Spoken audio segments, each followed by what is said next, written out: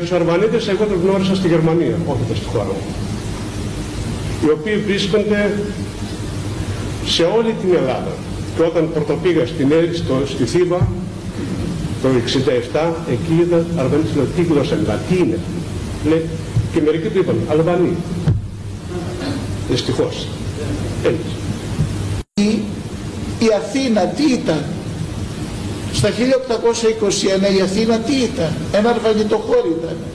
Η πλάκα που λέμε πλάκα, τι σημαίνει πλάκα? Είναι πλιάκα. Είναι η γριά, η παλιά.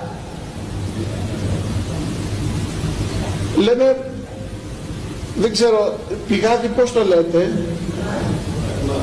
Μπουρνάρι. Υπάρχει όμως και μια, η πλατεία Βάθης, λέγεται πλατεία Βάθης, γιατί εκεί υπήρχε, λέει, ένα πηγάδι, το οποίο το λέγανε Βάθη. Δηλαδή πολλά, ή ας πούμε νέα Λιώσια, τα Λιώσια, τι είδαμε την οικογένεια των Λιώσα. Όλα όσα επίσης έχουν κατάληξη Ίζα, Ιέζα, Καμάριζα, Μυγδαλέζα, όλα αυτά είναι αρβανίτικα. Σπάτα, τι σημαίνει? Σπαθί.